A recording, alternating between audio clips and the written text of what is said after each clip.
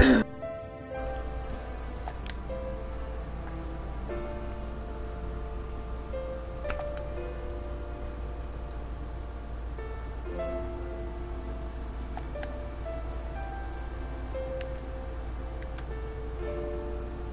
was like, what dragon's next to me?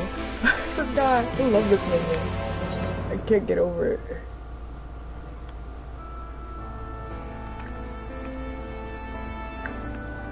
Oh, they're on the bridge, then I'll have to go to the etherite thingy.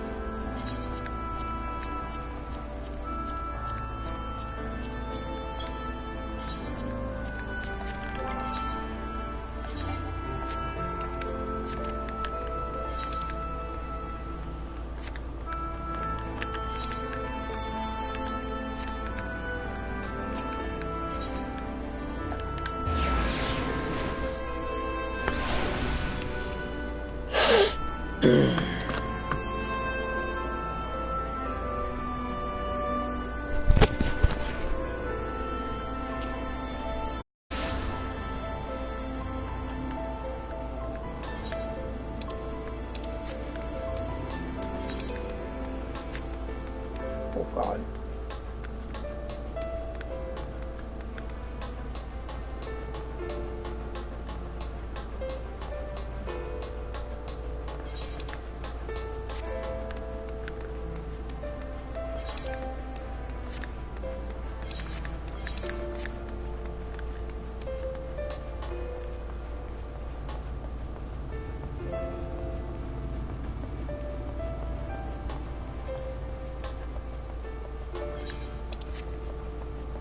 Are they below me? Oh my god. This is confusing.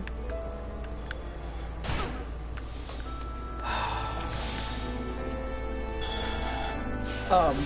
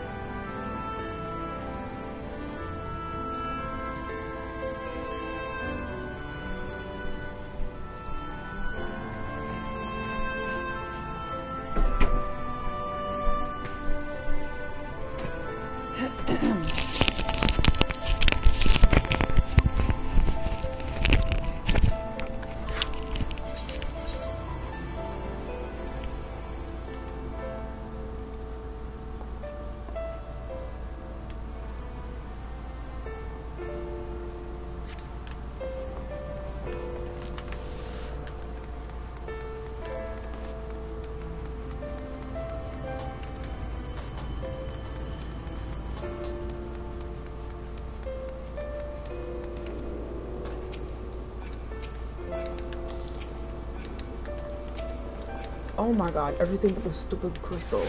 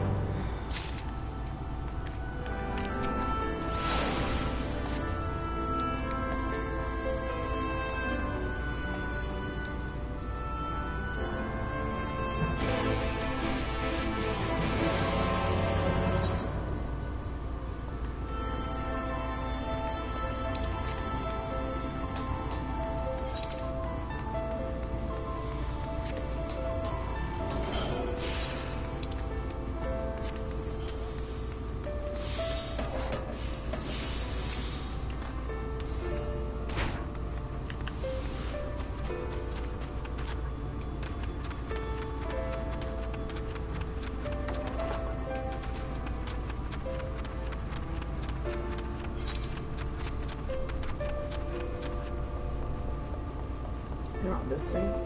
I never got the...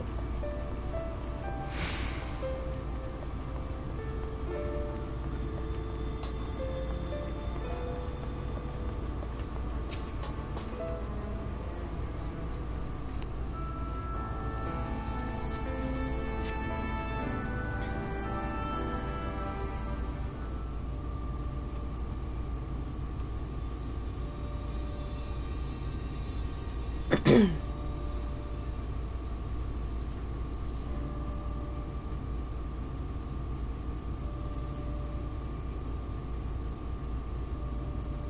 people of this city have spirit, I'll give them that. They've not lost the will to fight.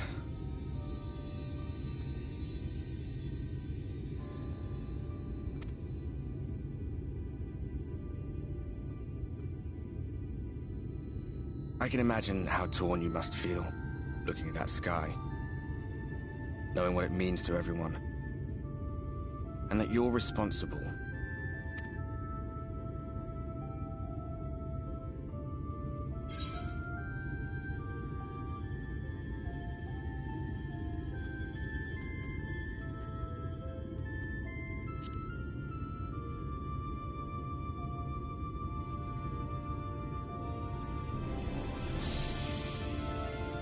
If you're thinking of coming clean, don't. It might make you feel better, but it would make things 100 times worse for them. They're better off not knowing.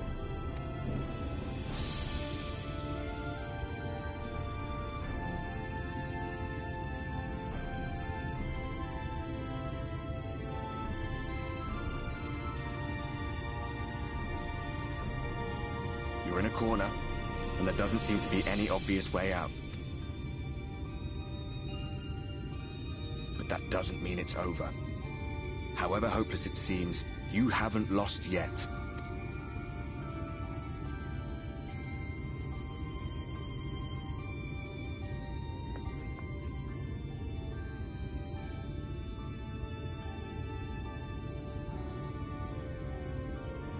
I remember looking up at the sky like this before. Being caught up in a strange kind of calm. It was after we realized we were responsible for the flood, when we resolved to journey to the source by taking our own lives. One last sacrifice, one last fight, one last failure. And then the Oracle appeared and, well, you know the rest. There were times in the years and decades that followed when I wondered if we might not have been better off just letting the rejoining happen.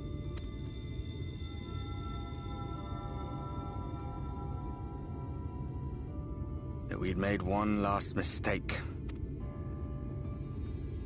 But seeing that giant Talos stir to life cured me of any doubts I still had. Always we took the burden of fighting upon ourselves. That's what heroes do, isn't it?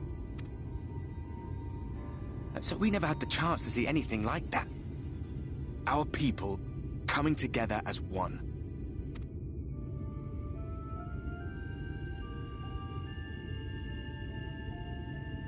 To think that their hope still burned so bright. That they were still so eager to live, they would lift up their fellows, one on top of the other, till they reached the sky. No.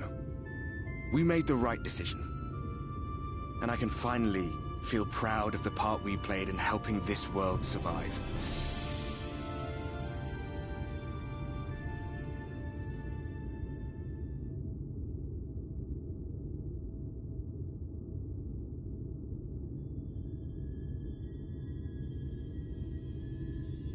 Well, come on then.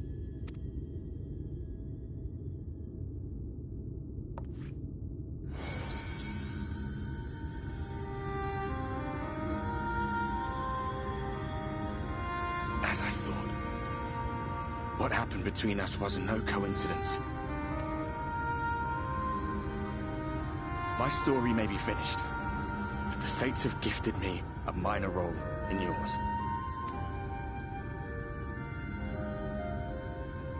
I suspected as much the moment I realized you could hear me.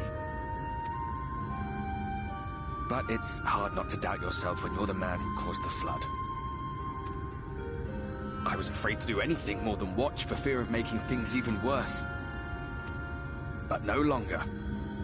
After all, the path I once walked is now yours to finish.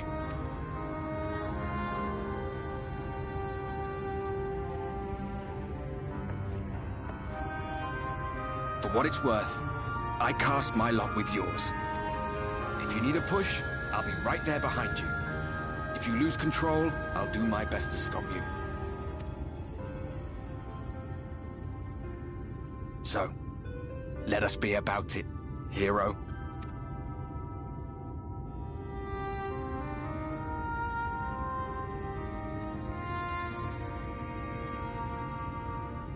Oh, I was worried you were up here all alone, brooding and fretting and wallowing in your woes.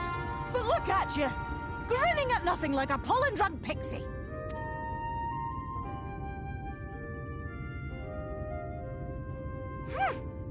Look at what you've done to your ether. It's a mess. And you have cracks running all through that pretty soul of yours. My poor little sapling. Whatever am I to do with you?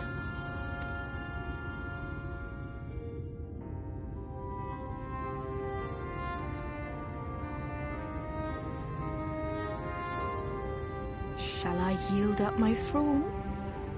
You could claim it. Cut ties with the mortal world? Hide away in the castle?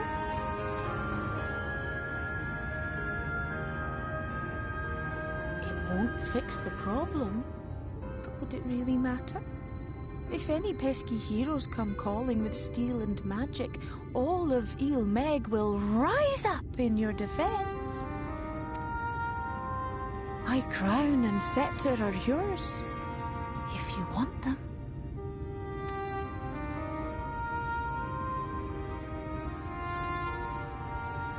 Don't give me that look. Of course I knew before I asked that you'd never ever heed such a wicked suggestion.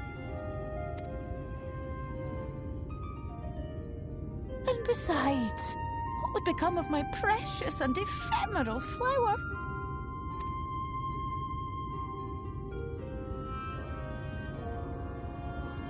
Oh, my dear beloved sapling. You are lost, confused, and have precious little time to gather your wits. Your kind is always so preoccupied with what lies ahead, and so we muddle your vision with fog and glamour. But such trickery is easy to see through. Stand very, very still. Think not of where you need to go, but where you are right now at this moment. At this time, in this place.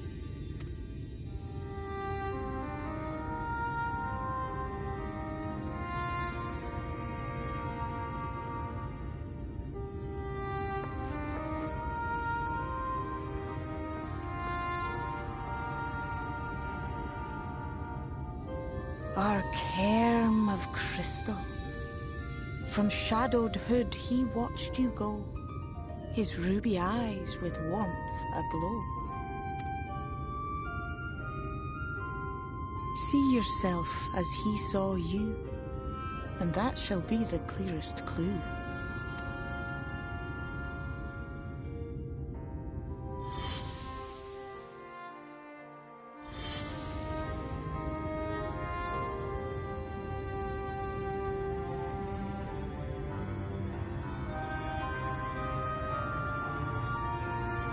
You stand in his garden, dear sapling.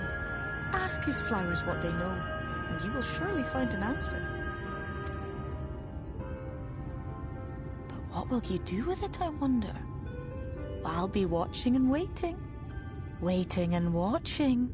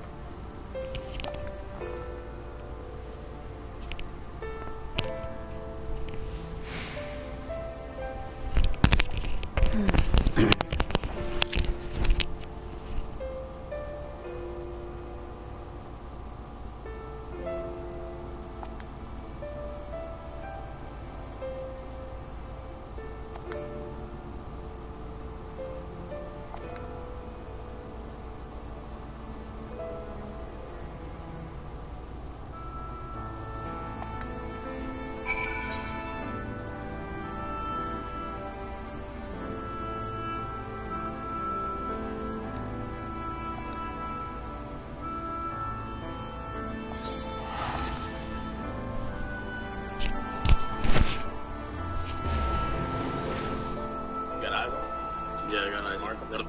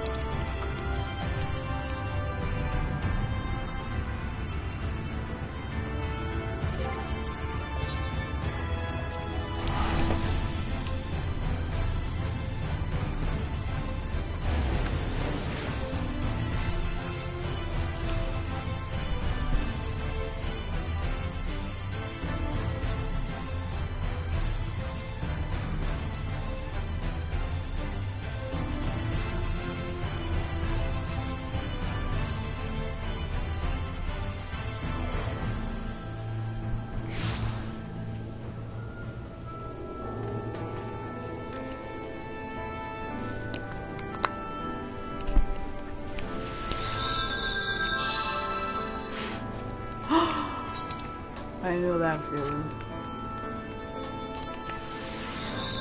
Oh, look at that little one. Ooh, outfit's cute.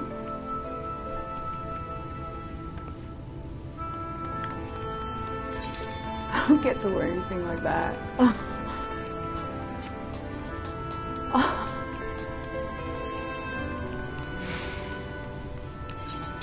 I forgot about this teleport thing. I'll just save myself a few seconds. Oh well.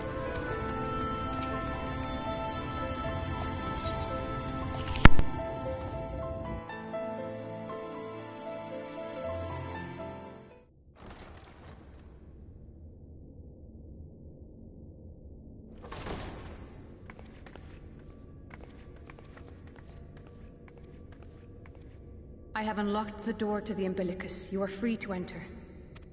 Once you have what you require, I'll see it sealed once more. Until then, I will remain without.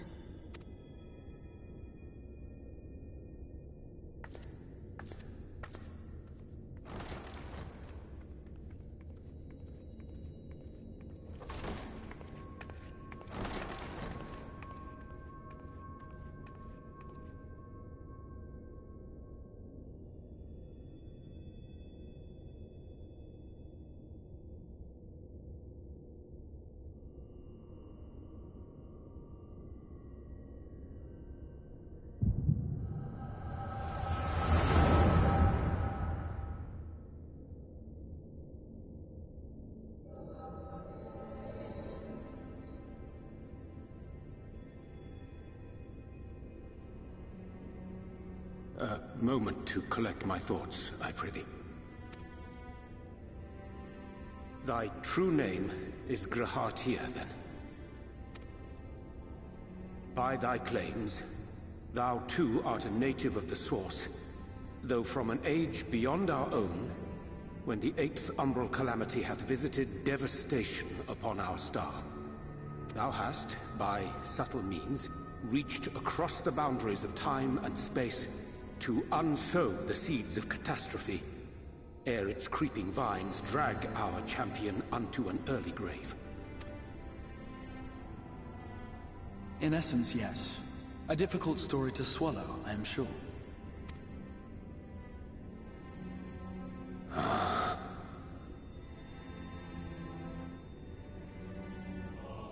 I doubt not the veracity of thy words, not the account of thy coming, nor that of the fated calamity. Yet my mind straineth still to apprehend the enormity of this tale. Wouldst thou favor me with a gradual unfolding of its chapters? Certainly.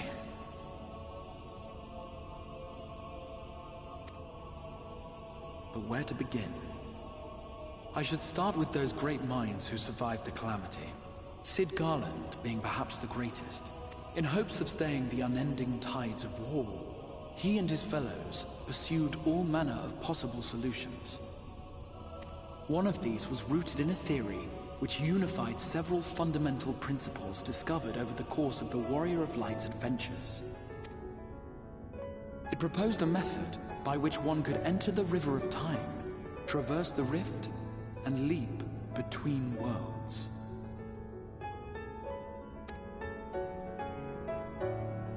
Perfecting that idea, however, was a work which consumed their lifetimes, and thus was it left to future generations to decide whether theory would be put into practice.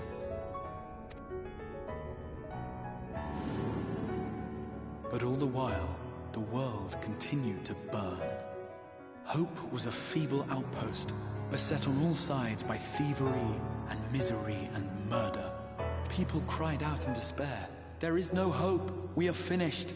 Mankind is finished.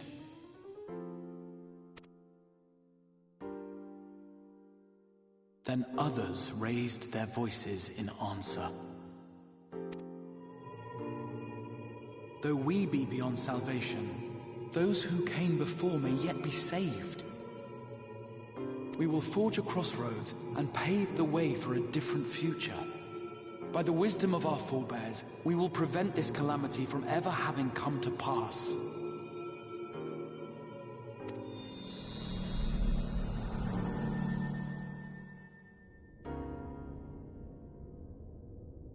The fighting went on unabated, but some few took up Sid's research and labored to realize those impossible ideas. After 2 centuries of labor, their descendants finally succeeded in awakening the Crystal Tower, an integral part of the process, and, in doing so, roused its caretaker, me.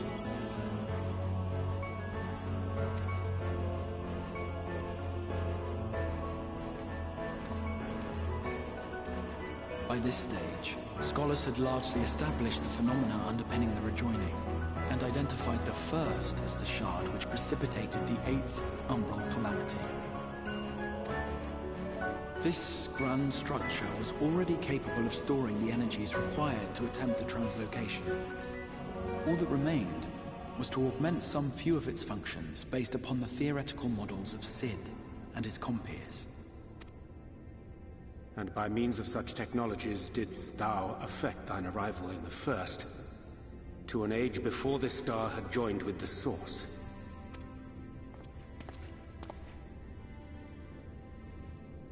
Some while before, as it turned out. 'Tis all but impossible to predict how time will flow between one world and the next, and we missed our mark by almost an entire century. But this only worked in our favor. The Sin Eaters could not be defeated without the blessing of light, and summoning the only woman who might stand a chance against them would require decades of preparation. An undertaking of scarce credible endurance. That thou hast kept thy plan from falling into disarray these many years bordereth on the miraculous. Yet howsoever history be rewritten, thy present self was shaped by events which followed the calamity.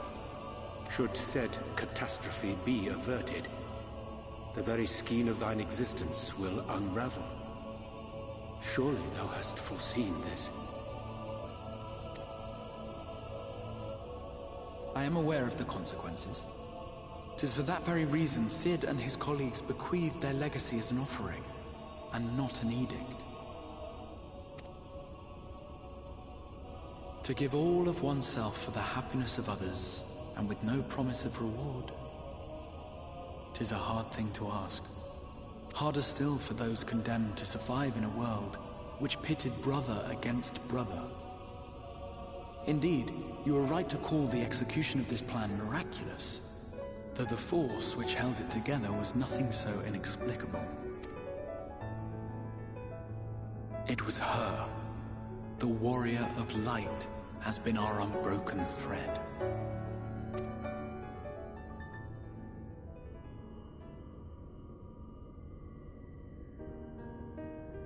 Where others would stumble and fall, she would rise above. Where others would break and run, she would carry on. The warrior of light's tale is one of unyielding bravery. To tell it was to feel courage.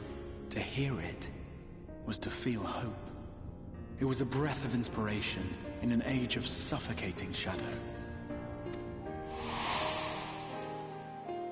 In the histories of a fallen nation was our hero hailed, as it in the time-worn pages of a noble's memoirs were her deeds joyously retold. For many, these stories were the flame which warmed them through the coldest of nights.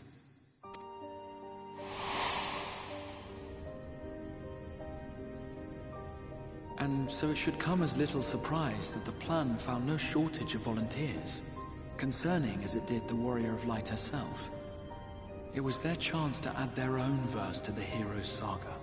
She was the lodestar that brought them all together, to send their final message back through time and space to her.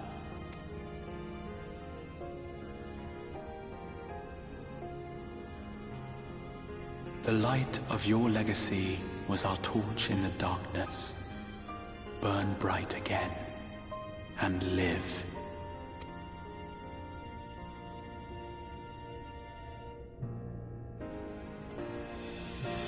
I am merely the bearer of that wish, come to ensure it is safely delivered.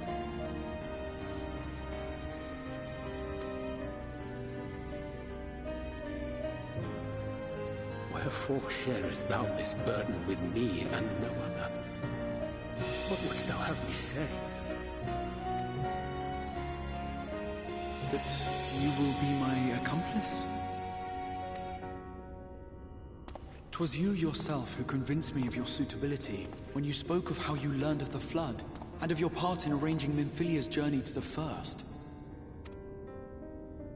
Your actions showed uncommon resolve. 'Twas clear you were committed to the cause of saving this world.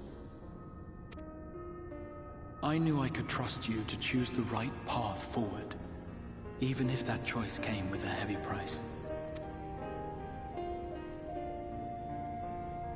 What price?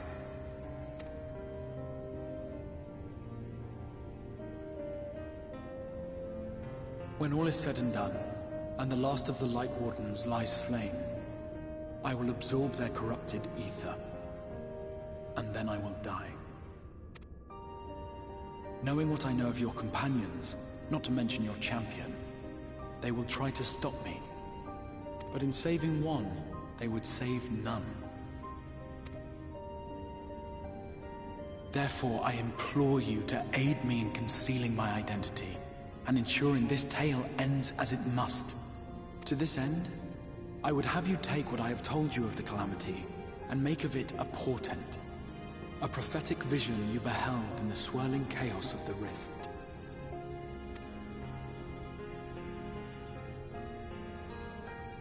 Is this truly thy wish?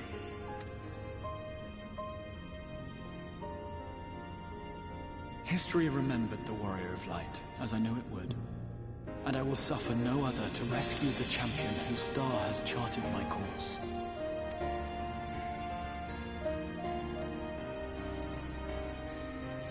I will see this tale to a happy end, my friend. There has been enough tragedy.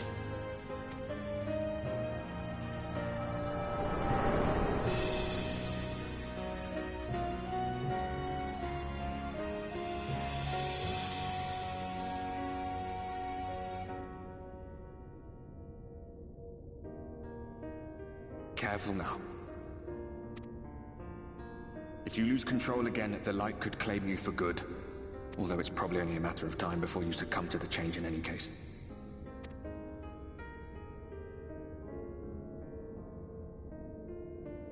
What do you mean to do?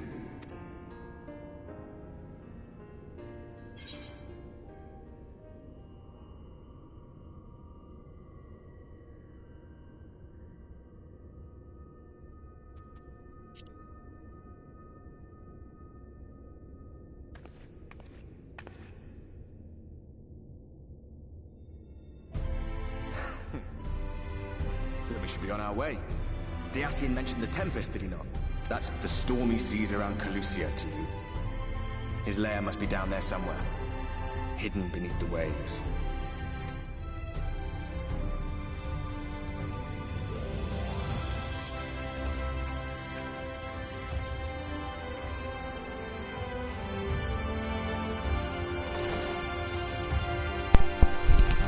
Wild.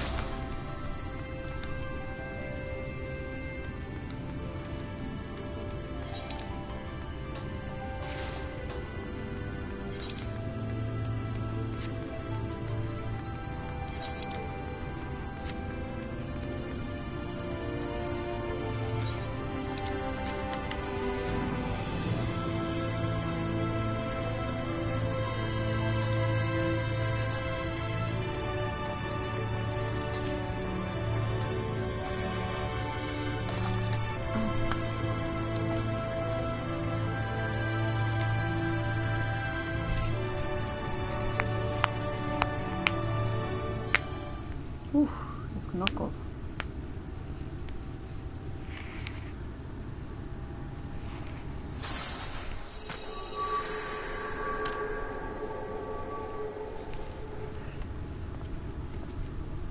Ah, we have found thee.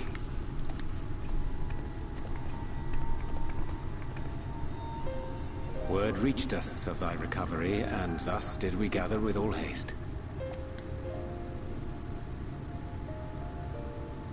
Ah.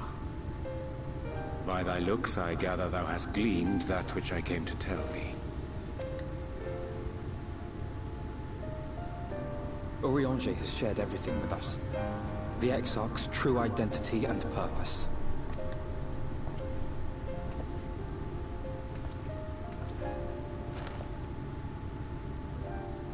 I offer no excuses. When I agreed to aid the Exarch with his plans, 'twas in full acceptance of the condemnation I would face when my duplicity was laid bare.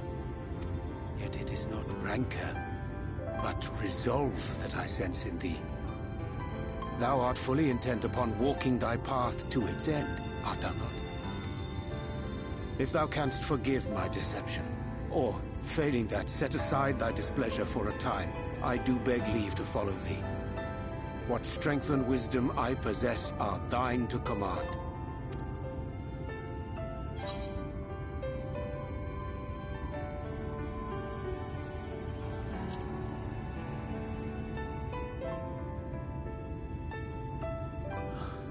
I thank thee. Doubt not but that I will do all in my power to repay thy kindness and fulfill the Exarch's wishes.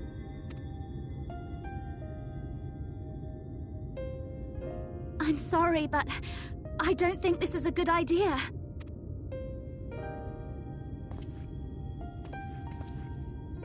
Leaving the Crystarium, I mean, with or without Urianger.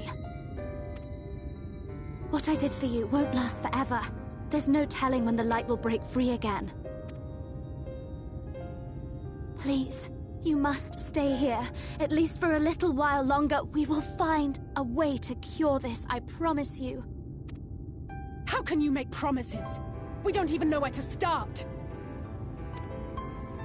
Alize, please. You know Reen was only trying to help. Of course I know! I know only too well! But making promises you have no way of keeping is not a kindness. It's a lie. Plain and simple. We've all searched, high and low, for an answer. And every one of us came back empty-handed. I am not about to stand in her way now. Not after failing her in her hour of need. No, the least we can do is...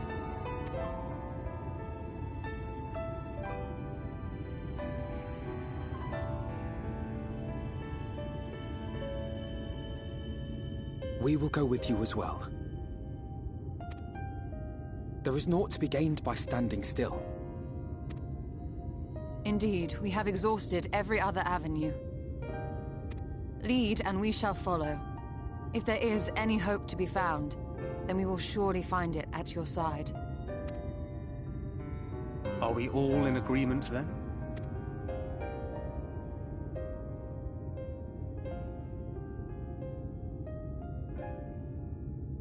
Is there aught we can do to help?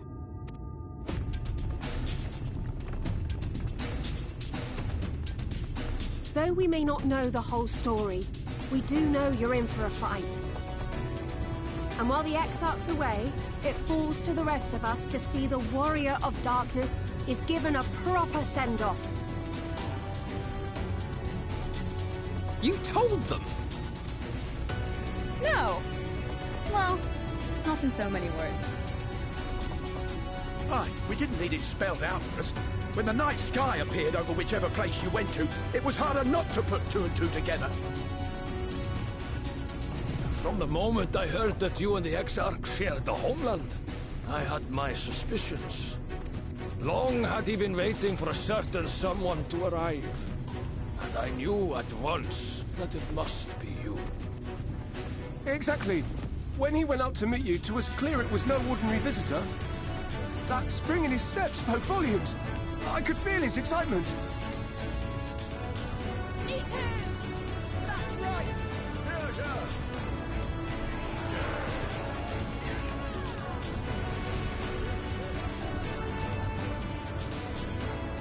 We do not fully understand where you or the Exarch hail from, or why you've all done so much to protect us. But we are deeply grateful nonetheless. So, if there is anything at all we might do to aid your journey, you need only name it. What would you have of us? You might have invited them to join us, where there are not so many. Come, they are waiting. What is your will, O warrior of darkness?